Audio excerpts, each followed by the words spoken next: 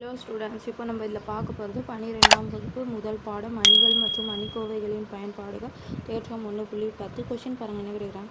ஏ மற்றும் பி என்பன எண் வரிசையுடைய பூஜ்ஜியமற்ற கோவை அணிகள் எனில் adjoint of AB is equal to adjoint B adjoint ஏன்னு சொல்லியிருக்காங்க. நம்ம இதுதான் நிரூபிக்கணும்.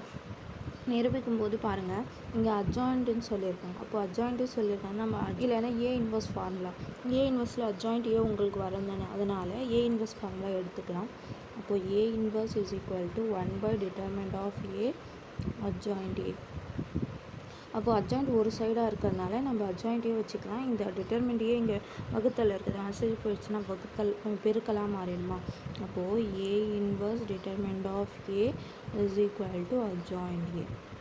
இது மாற்றி எழுதலாமா? Adjoint A is equal to A inverse determinant of A. அப்போது இது ஃபஸ்ட்டு சமன்பாடுன்னு வச்சுக்குவாங்க. இங்கே அட்ஜாயிண்ட் ஏபி இருக்குதுங்களா, அதனால நம்ம ஏக்கு பதிலாக ஏபின்னு பிரதி இல்லாமா. அப்போது 1 ஏவிற்கு பதில் ஏபி என பிரதி இட. அப்போது ஏக்கு பதிலாக AB பிரதிட்டிங்கன்னா adjoint of AB is equal to AB, இந்த ஏக்கு பதிலாக ஏபி, இது ஹோல் இன்வர்ஸாக வரும். அதுக்கப்புறம் டிட்டர்மெண்ட் ஆஃப் ஏபின்னு வரும். அப்போது இது ஹோல் இன்வர்ஸ்னால் நம்ம தனித்தனியாக எழுதலாமா இதுக்கு.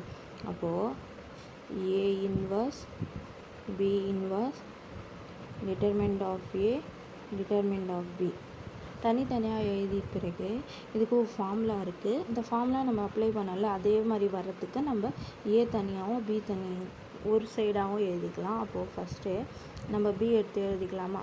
இது பெருக்கல்ல இருக்கிறதுனால எந்த ஆர்டர் வேணாலும் நம்ம ஃபஸ்ட்டில் எழுதிக்கலாம். அப்போ ஃபஸ்ட்டு பி இருக்கிறது நம்ம எழுதலாம். அப்போ determinant of B B inverse இது ஒன்று. அடுத்தது determinant of A A inverse. அப்போது இது பார்த்திங்கன்னா அட்ஜாயிண்ட் ஏனா ஏ இன்வர்ஸ் டிட்டர்மெண்ட் ஏ, அது அட்ஜாயிண்ட் பி வந்துச்சுன்னா டிட்டர்மெண்ட் பி பி இன்வர்ஸ்னு வரும். அப்போது இதுக்கு நம்ம என்ன எழுதலாம்? Adjoint B. இதுக்கு என்ன எழுதலாம்? Adjoint A. அப்போது அட்ஜாயிண்ட் ஆஃப் ஏபி நம்ம நிரூபிச்சிட்டோம். புரிஞ்சுதுங்களா? அவ்வளோதான். இது தேற்றம் 1.10 உங்களுக்கு முடிஞ்சிச்சு.